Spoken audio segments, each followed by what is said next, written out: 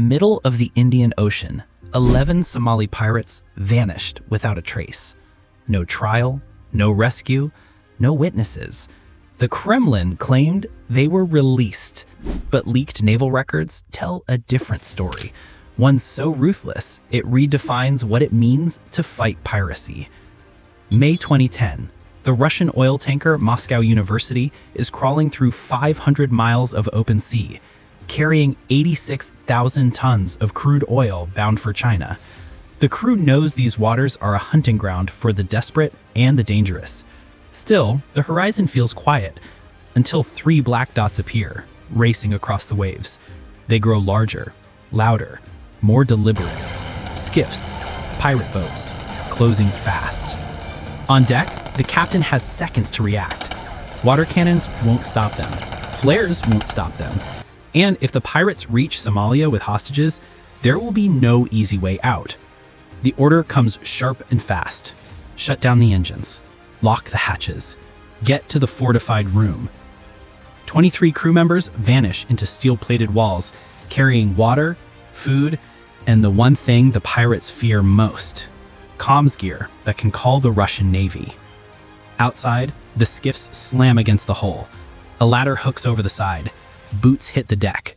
The pirates spread out, rifles in hand, searching for prey they can't find. For 20 hours, the Moscow University is theirs. But somewhere over the horizon, a Russian destroyer has picked up their scent. Armed with missiles, machine guns, and a rule of engagement the world will soon call brutal. The pirates prowl the tanker's deck like wolves on a trapped kill. They rattle locked doors, pound on steel, and shout threats in a language the crew can't understand. But the message is universal. Come out or die inside. Inside the fortified room, the air is thick with sweat and tension.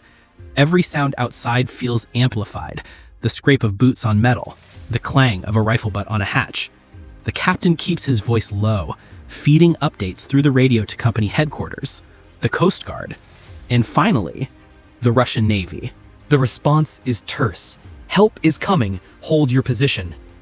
But the Marshal Shapishnikov is hundreds of nautical miles away, and the Indian Ocean is vast.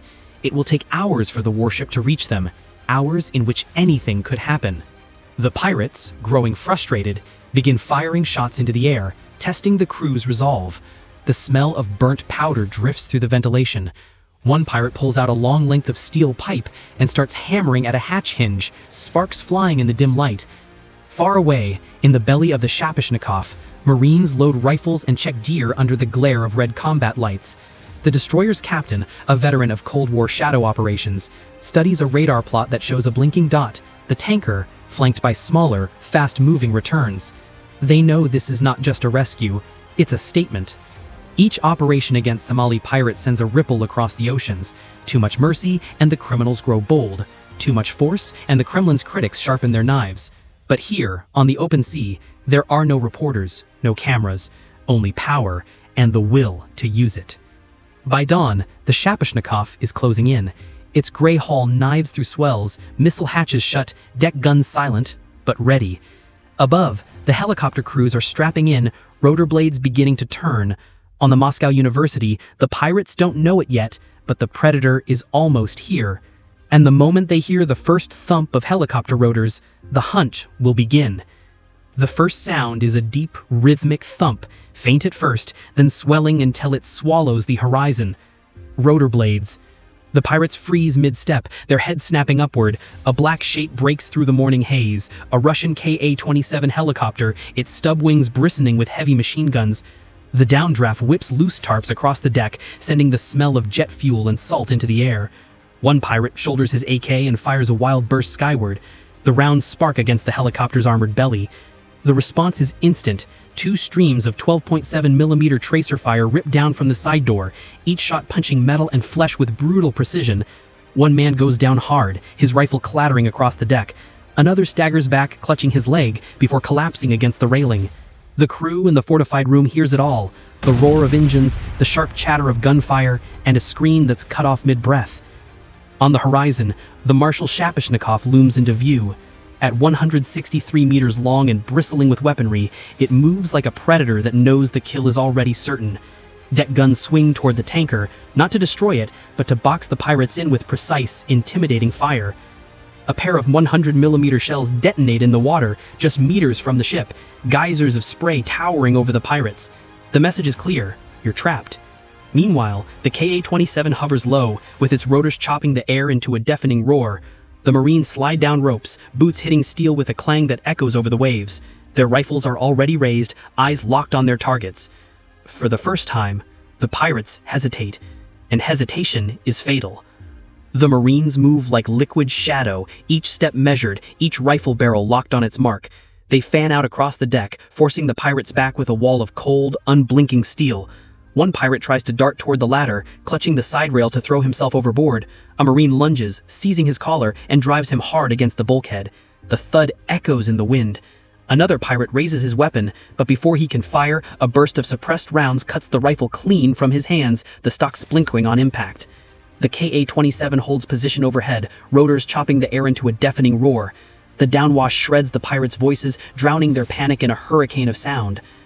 On the Shapishnikov, the bridge crew watches the feed from helmet cams. Every angle shows the same thing: Russian uniforms advancing, pirate rifles clattering to the deck, hands rising slowly into the air. The last holdout is cornered near the stern, gripping a rusted pipe like a club. A Marine steps forward, calm, steady, speaking in a low voice. The pirate hesitates, then drops it, the clang swallowed by the sea breeze. In less than 7 minutes, it's over.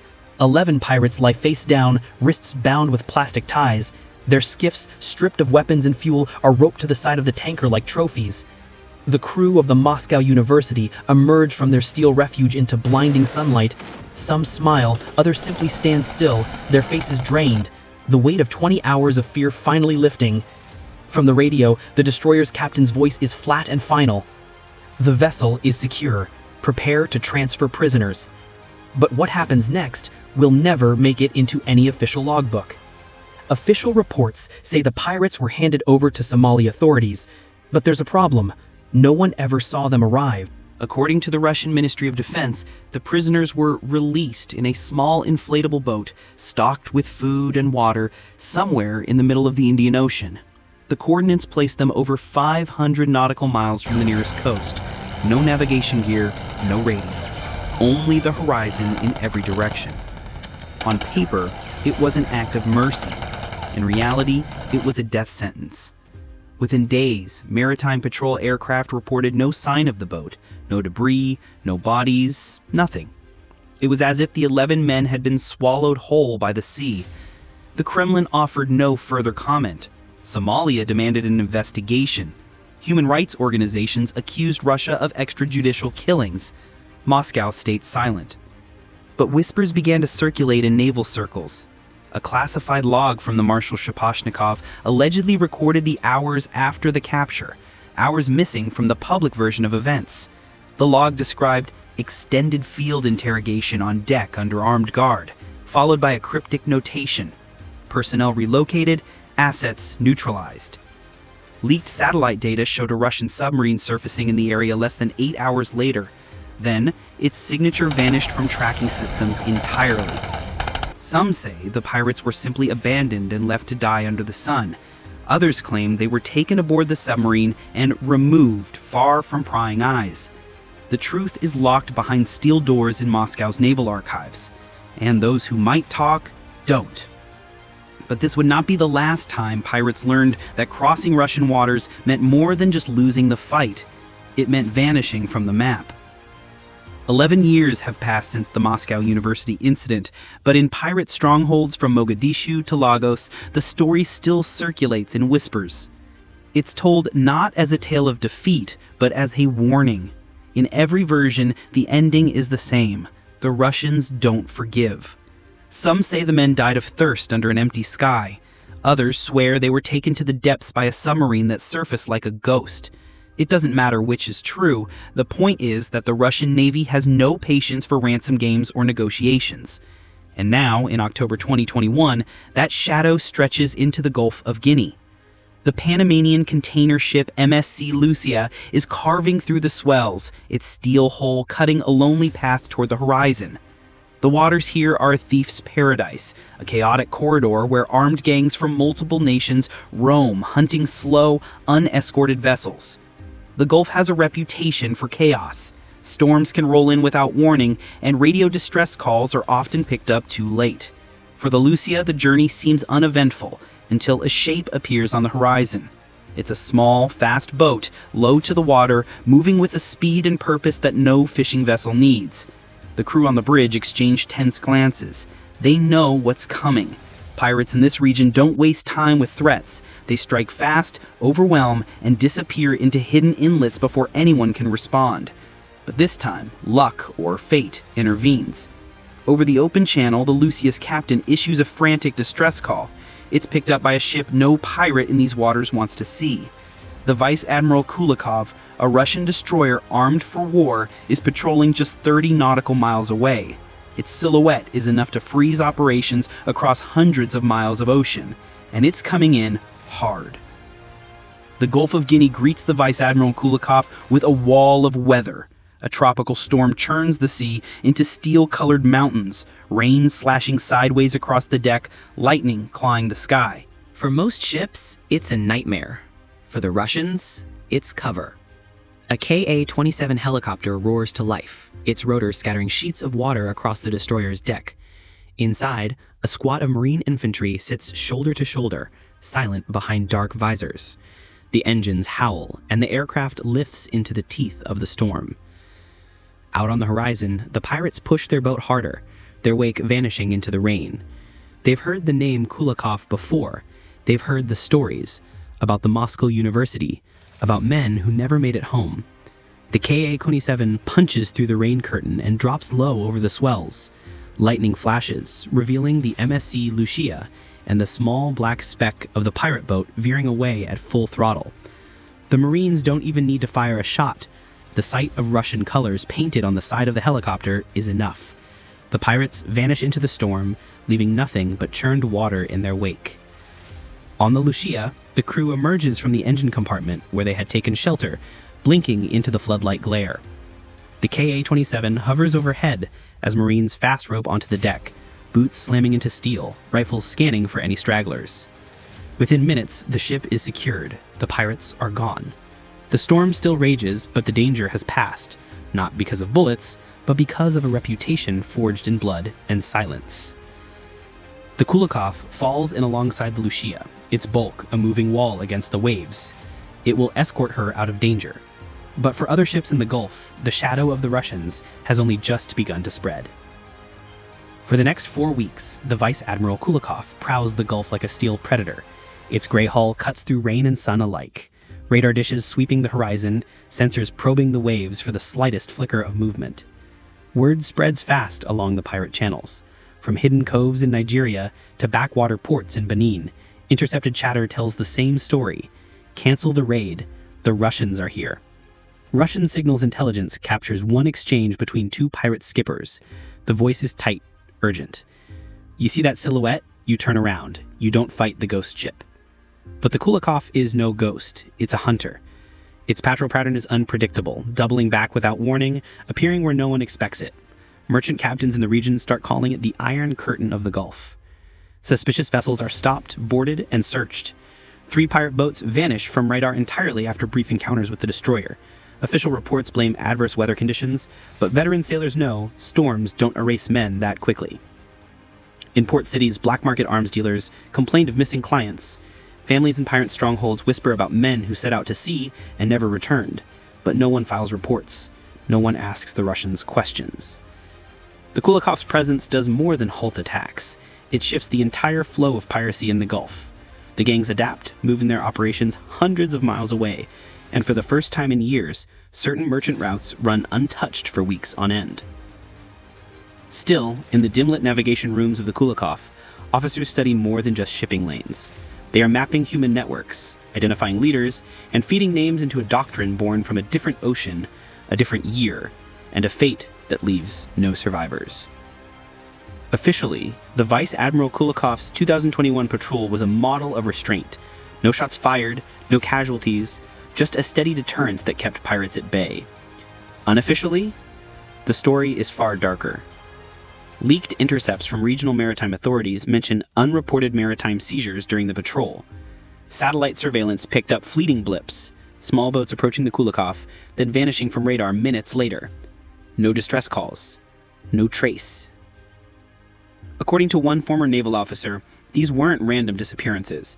They were deliberate operations, swift boardings under the cover of darkness, followed by interrogations conducted in the ship's aft compartments, far from any camera or microphone. The methodology matches the classified playbook born from the Moscow University rescue in 2010. The same post-operational handling protocols, the same principle. No prisoners who could return to the sea. One whistleblower claims the Kulakov carried a modified RHIB, rigid hold inflatable boat, rigged not for rescue, but for long-distance abandonment. The targets would be given water, just enough food, and no way to navigate. Drifting was the point. Survival was not. And as even more chilling are the rumors of a submarine trailing the destroyer, servicing only when conditions allowed for complete disappearance. In pirate havens, men speak of the Kulakov with the same hushed tone once reserved for the Shapanikov. If they take you alive, you don't come back. The Russian Ministry of Defense denies all such claims. No evidence, they insist, exists to prove these events. But those who sail the Gulf of Guinea now steer wide of the Kulakov's patrol routes, not out of respect, but out of fear.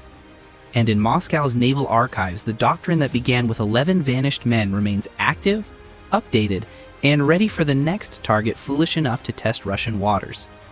2 oceans, 2 operations, and a single message that has echoed from the Horn of Africa to the Gulf of Guinea for more than a decade. Cross Russian waters, and you disappear. The Moscow University was the first warning. 11 men captured and then erased from the map. The Vice Admiral Kulakov was the reminder, cutting a path through pirate waters without firing a shot, yet leaving ghost stories in its wake. The official records show clean operations, precise, professional, but the gaps in those records are like dark water, bottomless, cold, and impossible to see through. Maritime analysts point to a chilling pattern. Radar contacts lost under cover of storms, sudden course changes in Russian destroyers, and sightings of shadow submarines that appear for minutes and then vanish into the depths. Internationally, some praise the results. Merchant routes safer, pirate activity reduced. Others whisper about the cost. Human lives ended without trial, without witness, without trace. In the ports where pirates gather, the stories change with every telling, but the ending is always the same. It doesn't matter whether you believe them.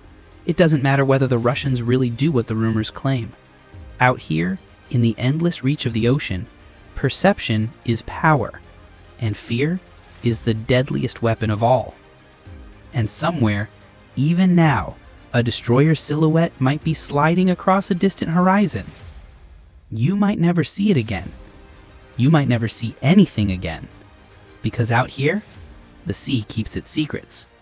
And the Russians make sure it stays that way.